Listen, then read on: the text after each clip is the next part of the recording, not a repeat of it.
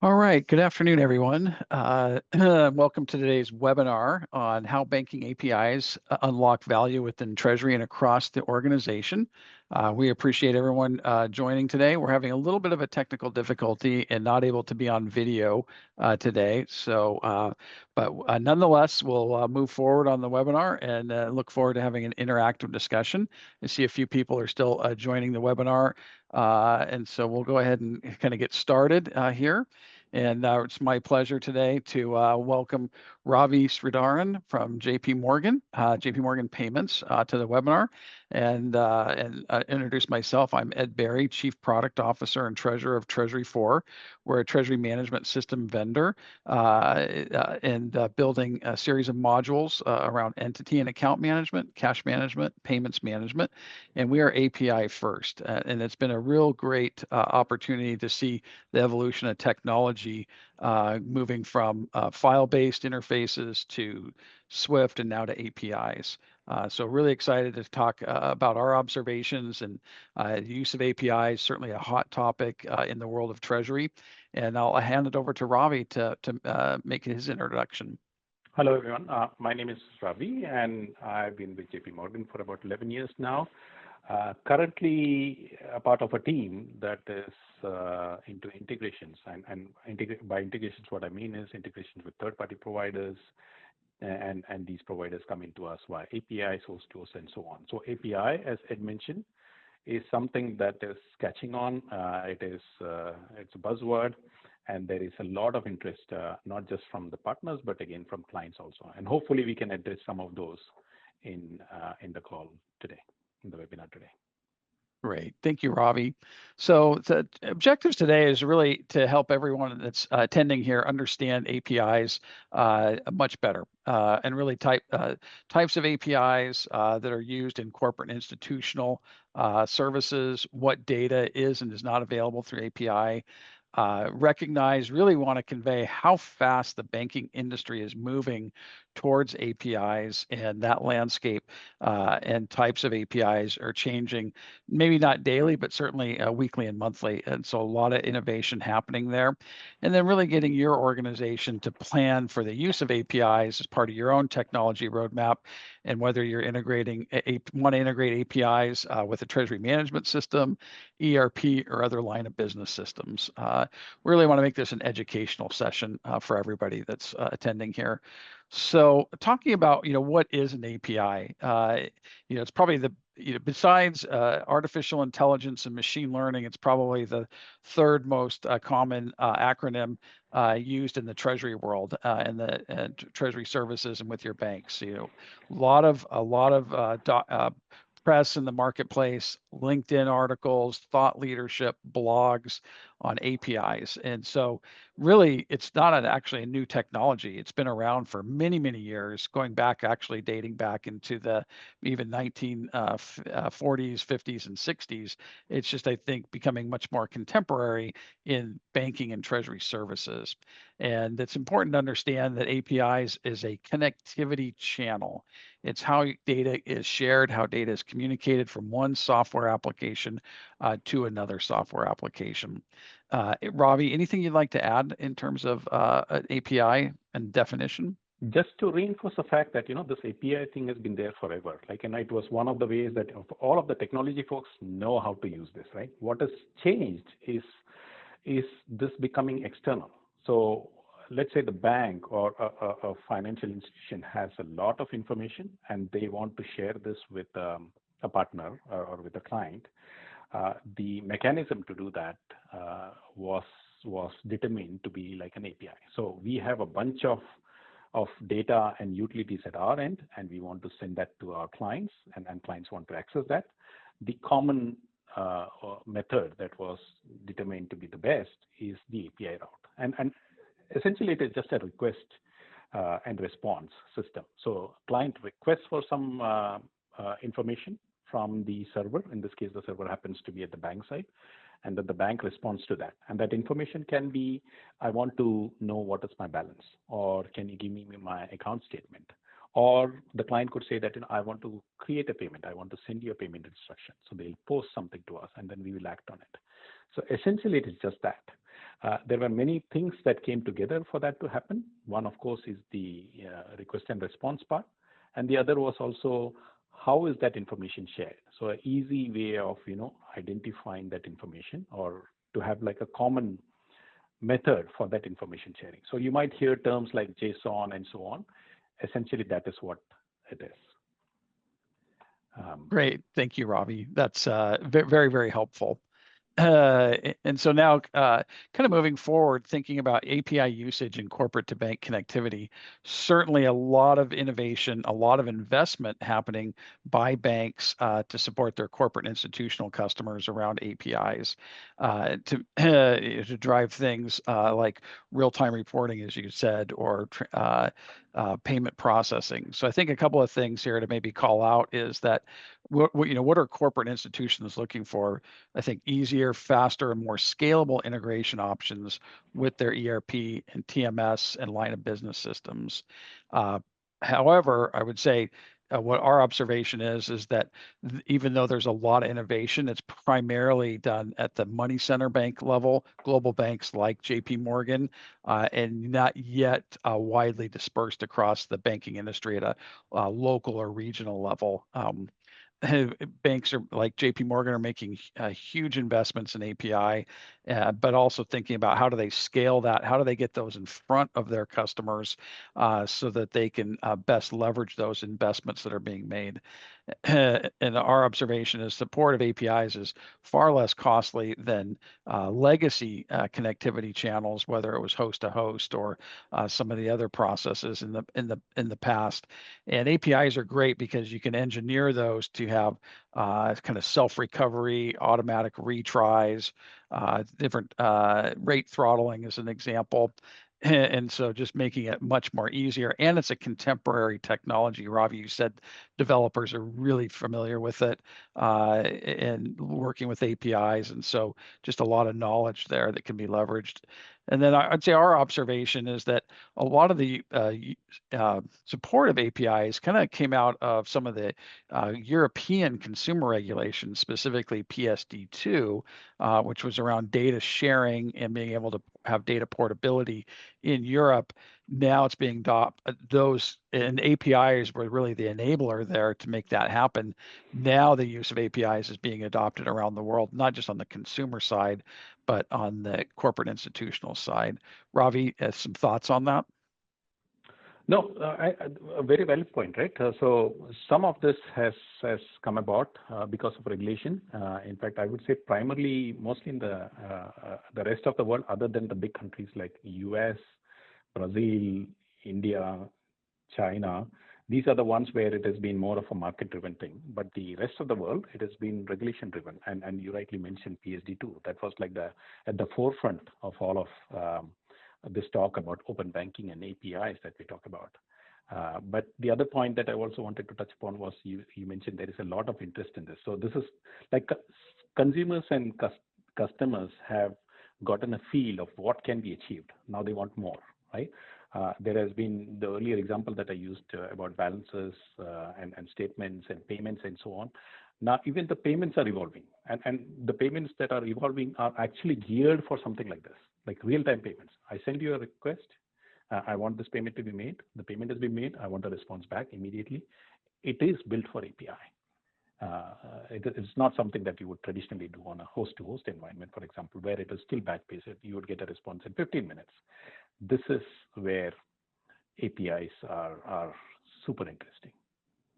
Well, it's when you think about the regulations, I think that's a great item to kind of drill into a little bit. So it's kind of thinking back or thinking out in the future as we see the different clearing systems going to 24/7 payments clearing. Even the US Fedwire has put out a comment letter earlier this year about should they support 24/7 clearing for US Fedwire. And I think the fact that they've actually put that out for comment means it's likely to happen. And that actually fundamentally changes the dynamic of how corporates and their banks communicate and share data in a real-time world. And it seems that API is the technology that's going to enable that kind of constant data sharing, constant data updates. Is that something that you're seeing in terms of some of the clearing system changes out there, Ravi? Definitely. That's exactly what you're saying, right? So that is also one of the drivers for this whole thing.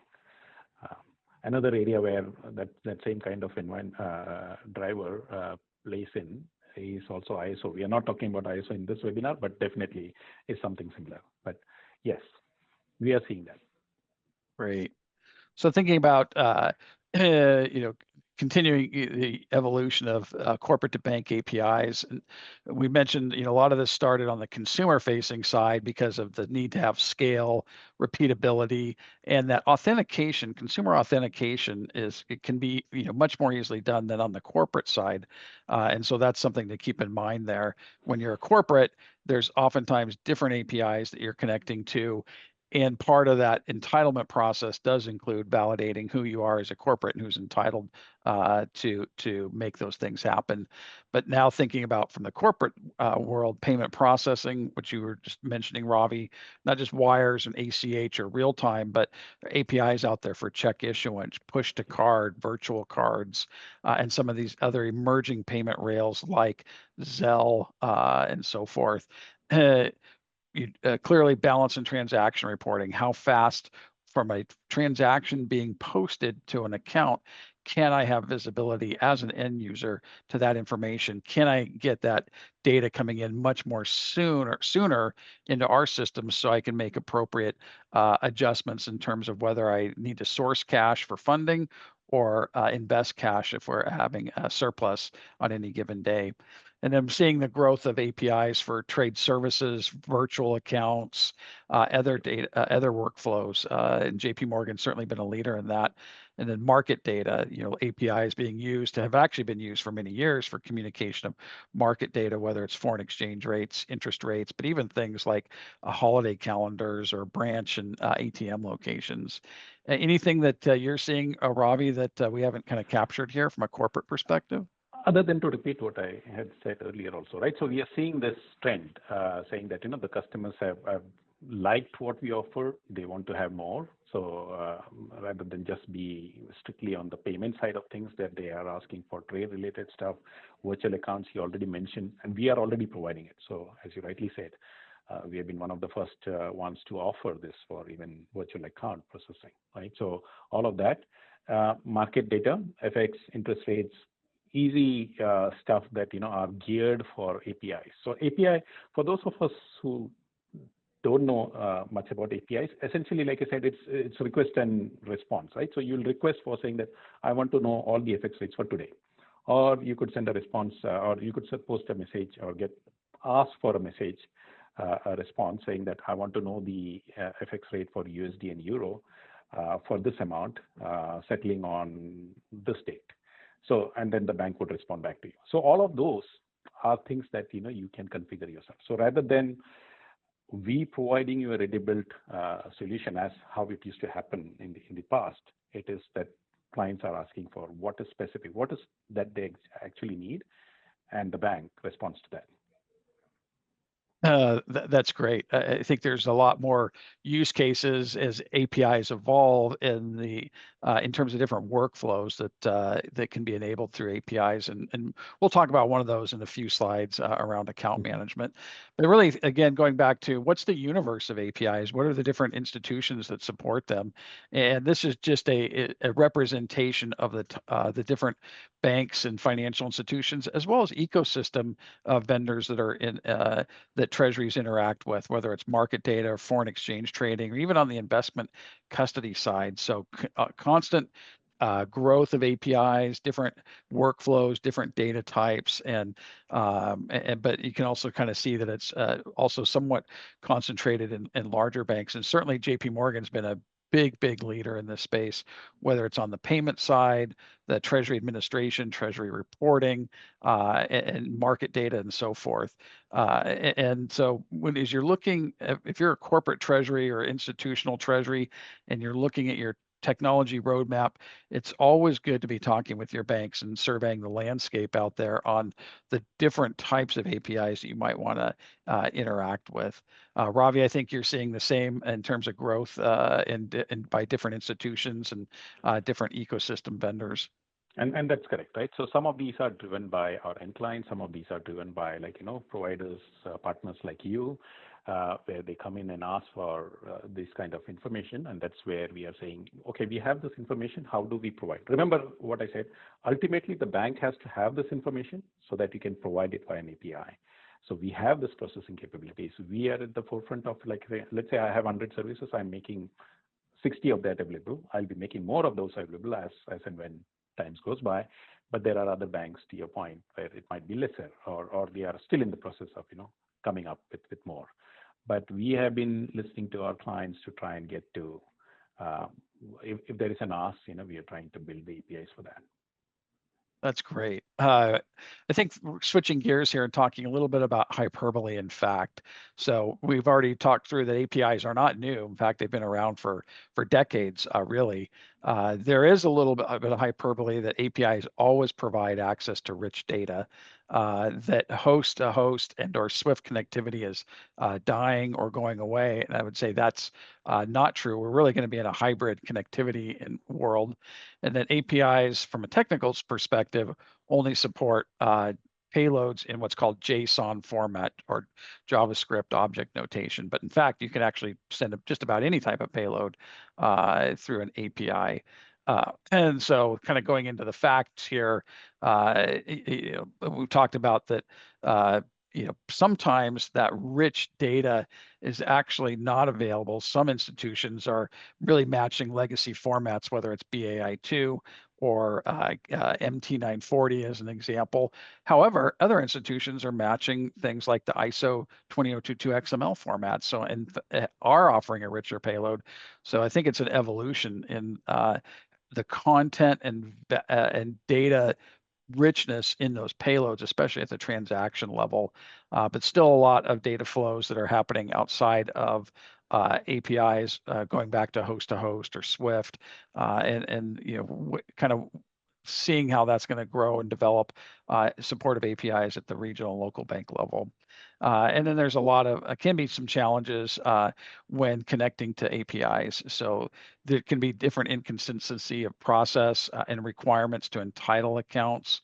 Can be multiple steps. In some cases, some institutions can do it very fast. Others, it might take several weeks or several months. Usually requires the end organization to establish logins through the bank's API developer portals. JP Morgan has a great developer portal with documentation on it where you manage your certificates. But there are also differentiation around security requirements, protocols, and then that onboarding process can just vary by institution. Ravi, anything you want to add to that? Yeah. So one of the things that we are doing, and you hinted at that also, right? So we know what those issues might be, and we have been chipping away at that, right? So not just we, I mean, there are other banks and other fintechs that have been trying to do this also, right? So what we do is, for example, there is some effort that is involved to get to start using APIs. So it's not plug and play, right? So it's not as if like you go to a portal and then there it is. Here, the portal is the developer portal. So the developers will log in, they look at the documentation, they'll say, okay, there are these 50 APIs, and I like the first 5 are what I need. And then they'll read the documentation, they'll structure the APIs and all of that. We are trying to make it easier for them, right? So whether it is like having ready-made code or having SDKs and so on, all of that is what the banks are trying to do. And that's where it's going to be easier for the clients. But the main point here is that, and that's actually one of the facts, and I think we talked about it in a subsequent slide. But there is some effort involved at the start, but that effort is becoming lesser and lesser as we see. Yeah, I completely agree with that. As the use of APIs gains more maturity, more use of them, organizations are going to, both on the corporate side, the third-party vendor side, and then on the institution side, is going to make that process much more hopefully driving towards plug and play. But to your point, there is still technical effort required. You mentioned earlier about ISO 20022, and I would say that needs to be kept in mind in terms of API because they're not mutually exclusive. The use of the ISO XML statements or XML formats, whether it's on the payment side or the statement reporting side, that business definition oftentimes is available through APIs, although the format might be slightly different, but the actual business definition. So they're not really mutually exclusive. And so Ravi, how's JP Morgan planning for that either kind of coexistence or leveraging of ISO standards within APIs? It is leveraging of ISO standards, right? So, in fact, that the beauty about APIs is, it allows us this flexibility.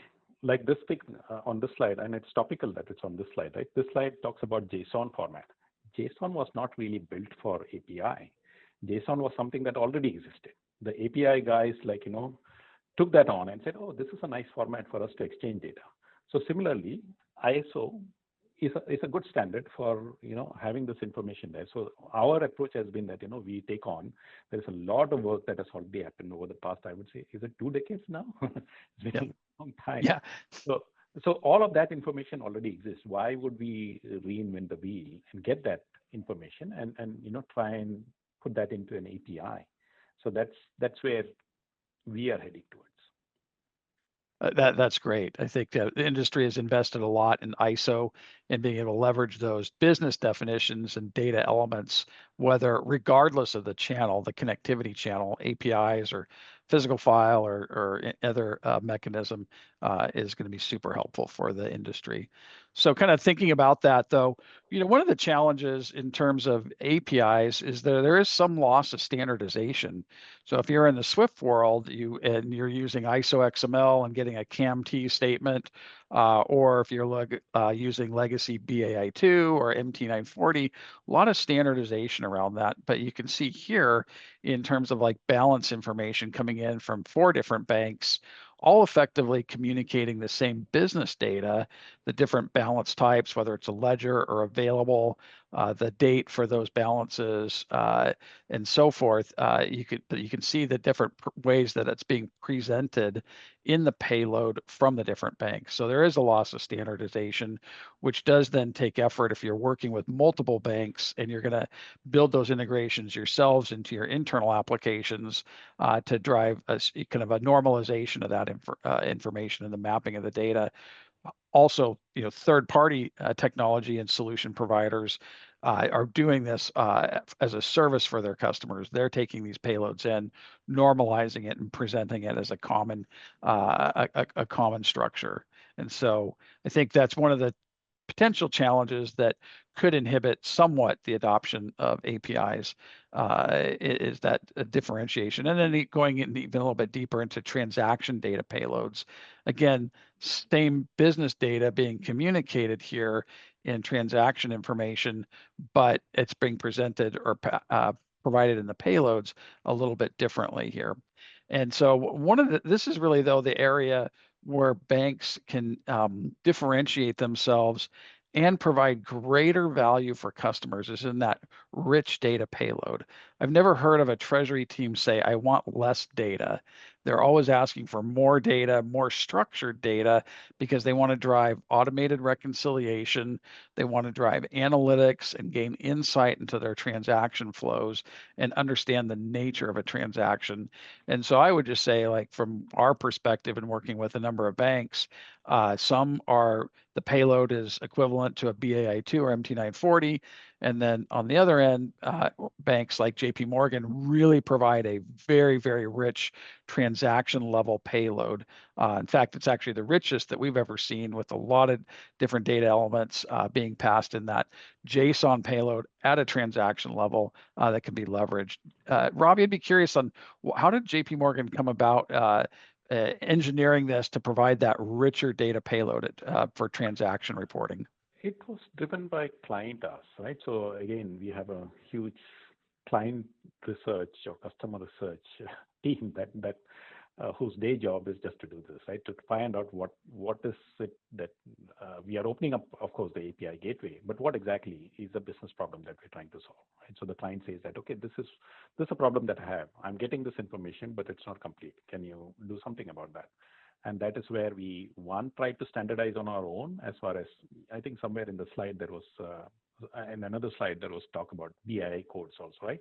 So Yep. we try to keep as much of that the same as what we have in our heritage flows, right? So that again was a client ask to say that, I have all of the structure, but I'm just changing the channel. So if it is just the channel, I want to have this rich data, I want to have the standardized code, will you be able to deliver that? And that's exactly what we did, right? So not to change or again reboil the ocean, but just to say that, okay, this is a better way of doing this.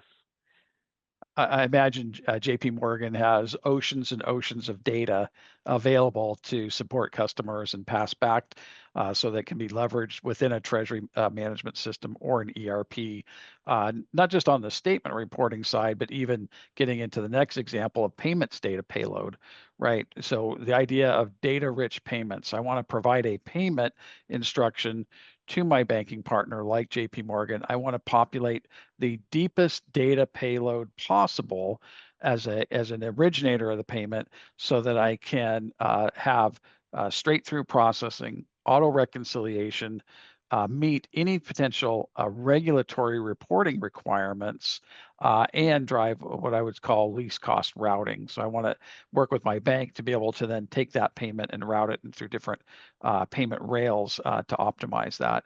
So thinking about the data, what does data rich payments start with? It starts with the payment instruction, providing that payload to the bank, and then being able to get back then, real-time acknowledgement or acceptances or the proverbial ACK/NACK message. Was it successfully sent to the bank? Did they accept it? And is it into their systems? And then get ongoing status reporting. So now I can track the life cycle of that payment, ultimately, ideally, all the way to confirmation of receipt into the beneficiary bank account and see all those discrete steps along the way, and then be able to leverage that data for different purposes, whether it's exception monitoring, payment corridor analysis, timing, be able to have automated alerts sent out based on certain criteria. And so really thinking about that from not only a richness perspective, but a real-time perspective. So we're seeing obviously the growth of these real-time channels, not just the Fedwire system, but real-time payments, not just in the US, but many, many other countries, instant payments, and it's all kind of coming together through the use of APIs. Ravi, I'd love to get your thoughts on data-rich payments and what that means to JP Morgan. Yeah. So one of the things that we did with all of these flows was, remember, I said right at the start that this is, for us, it's a different channel. But ultimately, what it is being served with is the same thing as what you would see on our online portal also. So for us, we have this internal, remember, we have this internal APIs. That's what I said. We have been using that forever. All that we did was we made this external. So internal APIs look similar. They have the same set of data. That's all that we exposed externally also, right? So there are some information maybe that is what we keep back. Those are internal to us. But other than that, all of what a client needs is what we are exposing via the APIs. So if you were to log into our portal, which is Access, and get this information, Access itself is making an API call to try and get that information from whatever is our data lake. In this case, if you are building it, either the client is building it or the client is coming in via a treasury system like yours, Treasury4, ultimately you are making an API call also and getting the same information. So we try to make it as similar as possible. The source is the same, but all of the data elements that are needed are all provided in the APIs. I think that's fantastic. To your point, when we've processed payments through API, we send it to JP Morgan, we see it immediately in Access, then it's coming back on the statement reporting or the payment acknowledgement. So really how JP Morgan's architected its systems so everything is tied together and not siloed data, siloed process where I have differences in the data payload. So I think it's a really great how JP Morgan's approaching that. So, really this is, again, bank dependent, but typically the data available through APIs, we talked about payments, wire, low value ACH, balance reporting, transaction reporting, ACH returns, file, and really payment validation, right? I think that is actually really interesting. And in the era of fraud, never ending fraud, more and more services being available through API to validate that end beneficiary account. Is it real? Does it belong to the party that you expect it to be linked to? And how can I help leverage that technology to reduce the footprint of fraud? We talked about the different payment rails, RTP, FedNow, instant payments, payment status tracking, virtual account reporting. JP Morgan's been a leader in virtual cash management and being able to segment or segregate activity flows to help with reconciliation. But those virtual accounts are also enabled on APIs. Bank account management information, so who are your accounts and signatories, and now growing support in terms of investment data, so custody, escrow, trust, and then we talked about market data earlier. And so this is something you always want to be asking your banks, what's changing, what's new in their world, and what can be leveraged for your organization. Ravi, thoughts on this? Yes. So the basic bread and butter stuff, which is balance reporting, transaction detail, payments, are all covered. I think most of the banks, most of the large banks will have that. To your point, on whether it's virtual account reporting or whether it's like the BAM stuff, which is, again, there is a lot of interest in this activity. I've seen this growth in the last year or so, where there is a lot of talk on saying that, and I want to get my signatory related information. I just want to get my account and entity onboarding done quicker. Again, if possible, via APIs, and not just, to your point earlier also, not just the information back and forth, but even the documentation that goes along with that. So that's like a big thing that is a lot of interest at our side on that one. And the validation stuff that you mentioned, definitely a huge. In fact, at our end, we try and prioritize the validation services because we have a good offering there. So that's where we are. That typically comes up as top priority whenever there is a new activity that is being launched. So AVS, as we call it, the account validation services or the entity validation services, APIs are part of whatever we try, or the support for that is part of whatever we build new. And certainly coming out of last week's AFP conference, a lot of sessions on fraud prevention, payment validation, but also on APIs and real time. So just kind of weaving these themes all together, they all really come together around the information, the data, and the technology that enables it. I think on the banking side, maybe the interest is just picking up, right? But to that earlier point that we made about APIs has been there forever. Whatever we do, whether it's like a mobile app, whether you're using Uber, whether it is like going into my favorite site like finance.yahoo.com, all of those widgets that we see nicely in there, it's all driven by APIs. So Yahoo is not making all of those widgets. The Yahoo is making the API call to some other site to get that information and showing it in a nice way. That's API at work already. We are using API without even realizing it, day in and day out. It is now become a fashion for on the finance side, and it's a good thing. It's just that it's always been there. It can only get better, and the demand can only get more or maybe more going forward. Yeah, which is a great segue into kind of the next slide here. This should not be taken as an exclusive statement here, but generally we're not seeing yet API support some of these data flows, like maybe lockbox images or account analysis statements or month-end e-statements from a native API JSON payload perspective.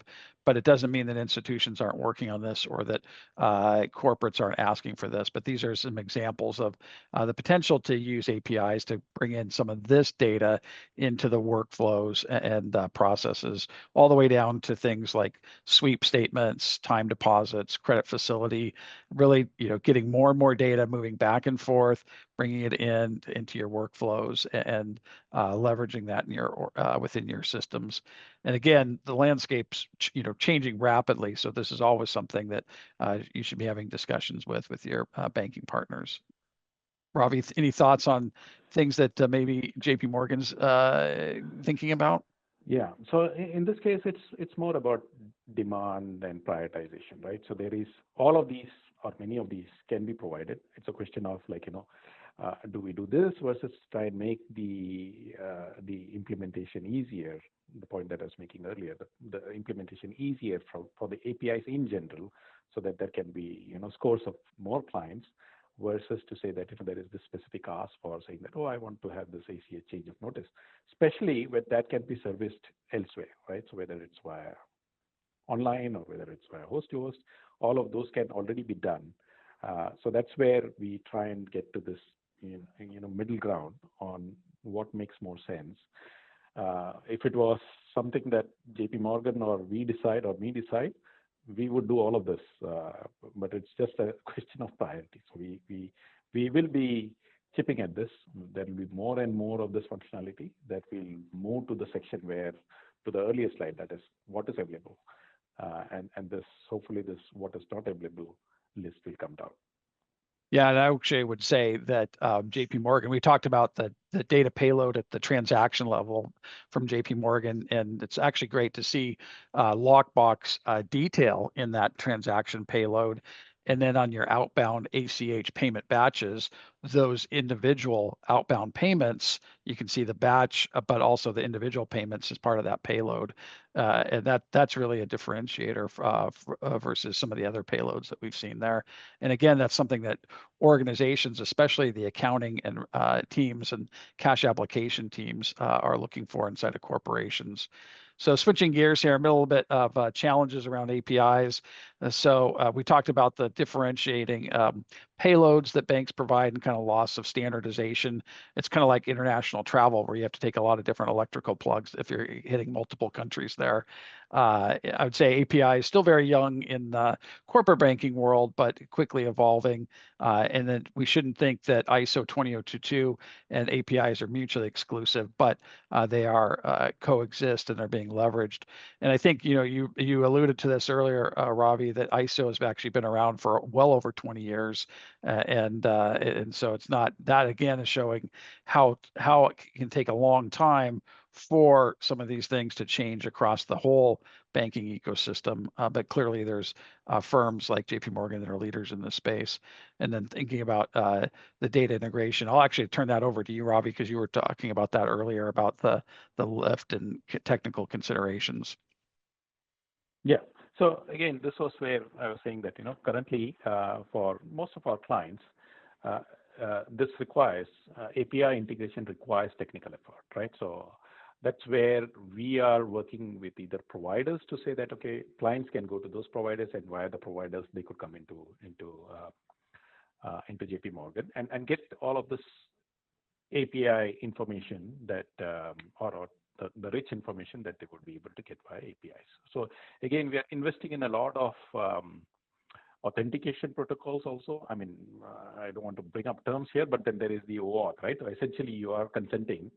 The client was consent to use authentication via a provider, via another third-party provider, and that information comes to us, and then we have this protocol in place whereby only whatever is the information that the client has consented to is provided via the provider, via the third-party provider. So there is not a heavy lift from a client's point of view, and they are able to, I would say, almost plug and play kind of a situation where they could get into with this. So that is something that but those clients who come to us directly, we are trying to make things easier for them also, right? So there is again the point that I was making earlier, where there are these code samples that we're providing. So it is essentially saying that okay, if you want to do bank statements and if you want to make a call for that, so this is the code. If it is in Python, for example, or if it's in Java, this is how it will look like. And then we have those samples and we are uploading it to GitHub, right? So that's where developers, I mean, they know what needs to be done. They have been told that okay, this is what I want you. You have to go to JP Morgan, get this information, and to get that information itself, there are code samples that we are providing, so the developer's job becomes much easier. So that's one part. And then the other part was also to say that, okay, we have SDKs. That's also something that we're investing in. Think of SDKs as like recipe books, right? So it's not just the documentation. It provides you specific sets that can be used. I'm trying to think of an example, but if there is an example where in API, if you want to make a request for a bank statement, there are several calls that you'll have to make. You'll have to make the connection, then you'll have to make a request, and you'll have to wait for the response. Whereas in an SDK, you would just say, open JP Morgan get statement, just one line. So yep. That's about it. So that's an example of an SDK. Again, the point being, we are trying to make it simpler, and that's where we are investing a lot of resources and time. Clearly, the bank is making a big investment in this and sees the future there. So I'm really talking about some of the benefits, long-term opportunities, faster iterations, two-way data exchange, bigger data payloads, much richer payloads, but then making sure that you understand as an end user how you're going to consume it, display it, bring it into in front of people, thinking about how you get APIs turned on quickly, rapid implementation, and connecting with banks. Third-party fintech solutions like Treasury4, we're building those integrations and adding value with additional enrichment on that. But thinking about the kind of the recovering from errors, systems down, being able to schedule retries and things like that. So a lot of really great long-term opportunities. And then really as corporates, working with your banks to request or additional rich data payload or an additional workflows around that. So whether it's things like bank account management and so forth, a lot of opportunities there. Ravi, anything that we missed on the benefits? You have covered everything there. Right.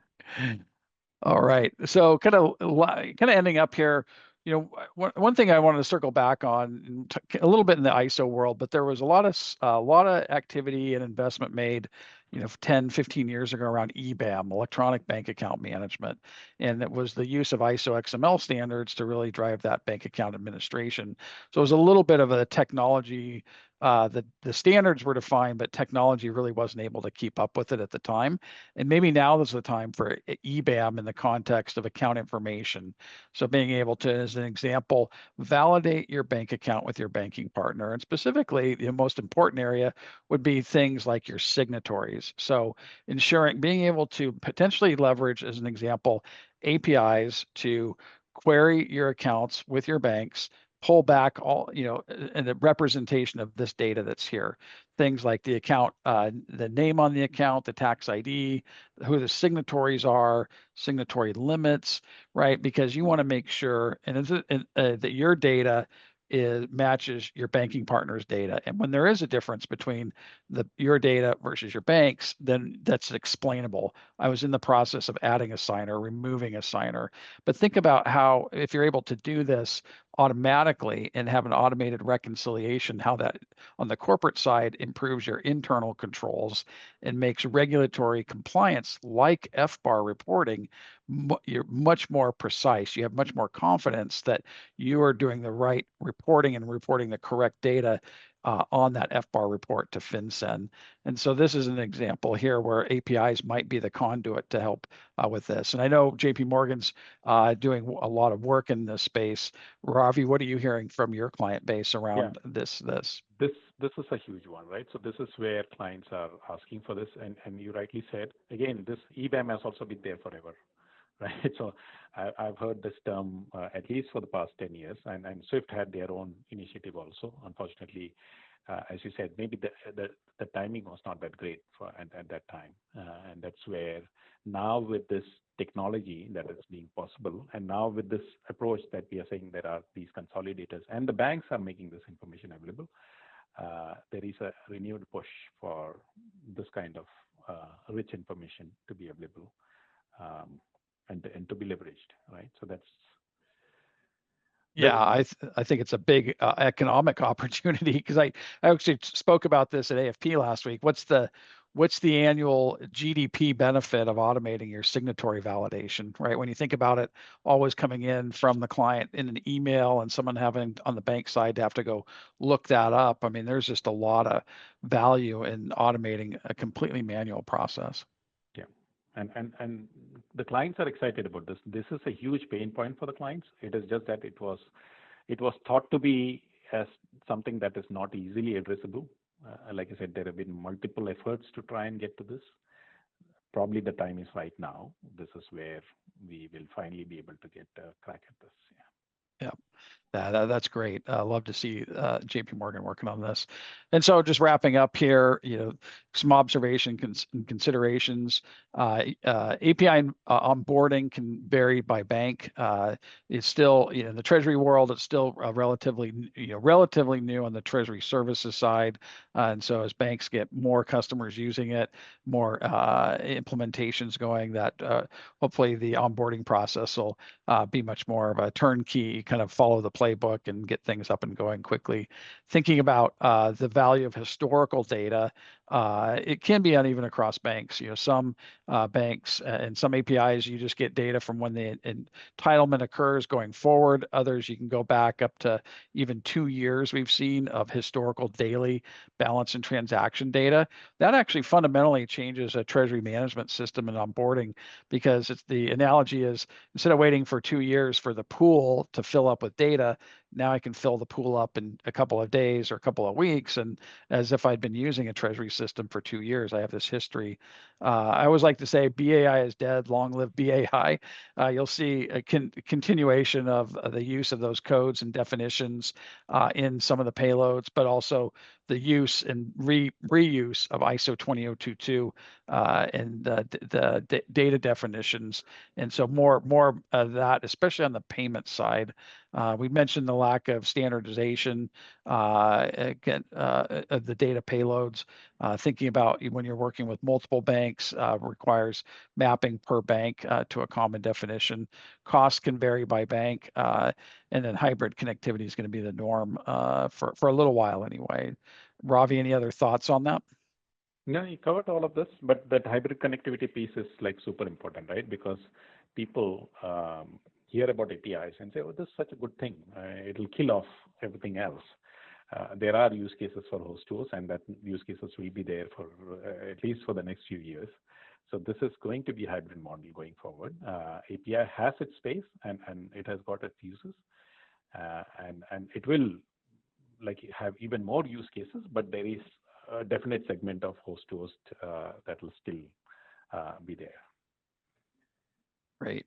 So I think that wraps up this formal session or slides today. We'll open it up to Q&A. I see the first question: will the slides be made available?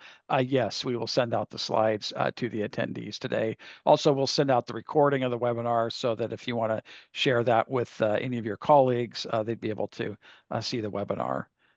We'd open it up to any other questions that might come in from the audience. No questions. I do have one question that was sent in earlier, thinking about real time.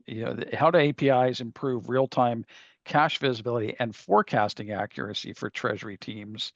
And so Ravi, I don't know if you have any thoughts on kind of that convergence of real time and forecasting, and what you're seeing from your customer base and feedback. Yeah, so this is one area where I think some of the larger clients, they built all of these interfaces to the various banks, whether it's via host to host and so on. But again, there was like a huge disparity on what was possible. So this is a perennial pain point for even for the larger clients, right? But now with API, what it makes possible is that I can make these calls to different multi-banks, as I call them, right? I am going to Citibank, make a call. I'm going to Deutsche Bank or JP Morgan, make a call and get all of my balance information. Again, request and response. So I ask for it and I get an immediate response back, whether it's via JSON or via XML, but I get a response back. And once it is all back, I can consolidate it. So that effort to do this, like earlier cases, I'm talking about 10, 20 years ago, this used to be a huge project, right? Now it is just a question of making an API call, if at all the client wants to do the API call. But if there is a consolidator like you, right, in this case, right, Treasury4 comes in and says that, I already have these connections via to these several banks, and you want to pull in that information, and I have the forecasting tools, which I can now apply to all of this multi-bank information that is made possible by API. That is something that I would say is available today, right, and made possible by API. It would not have been possible without that architecture in place. Completely agree. Thanks for your perspective on that. One more question that's come in. For multinational companies, are there any specific limitations to consider when implementing banking APIs across different regions and banking partners? I think you kind of somewhat covered that, Ravi, but Yeah, any it's other similar thoughts to on the that? yeah. So the answer to that is similar to the earlier one, right? Yep. Again, whether it's like Citibank or whether it's HSBC or whether I'm going into Bank Mandiri in Asia, ultimately it's a question of saying, okay, what is available? Again, to your point of the payloads are not the same, the standards are not the same. Somebody has to invest in all of that to try and get to all of that information. So either I build it on my own, I meaning the client, or I work with a provider who has the expertise or who has already done that. Those are the considerations. I mean, those are the main considerations. Right. And then our observation is that when you're working with global banking partners like JP Morgan, when you're, and if you have accounts at multiple country branches, that implementation integration is kind of managed by one team. It's not done at individual country branch level. So it's done as a kind of a global project, which is fantastic. Just one more thing to add to that. We Yeah. are making it easier rather than getting the clients to go to the provider. We are working with some providers to say that bring that information in, so it comes into our data lake. So rather than the client having to go to 5 different banks, the 5 different bank information comes to us, and then it is just one channel, one API call into JP Morgan. So that's another how do I put it? Another way that this can be peeled also. Yeah, I think you're referring to multi-bank reporting. And we have several mutual customers that do multi-bank reporting through JP Morgan, and we use that one API to pull all that data down, which is just fantastic. So. Okay, well, I think that concludes our webinar today. Really appreciate all the attendees today. Appreciate the questions that came in. And Ravi, thank you so much for sharing your perspective and your experience. Hopefully everyone that attended today gained some additional knowledge on how to think about or even implement APIs in your organization. If there's any other follow-up questions, please feel free to shoot me an email or connect with me on LinkedIn. Certainly happy to share knowledge on that. So thank you, everyone, and have a great Tuesday and the rest of the week. Thank you, everyone. Yeah.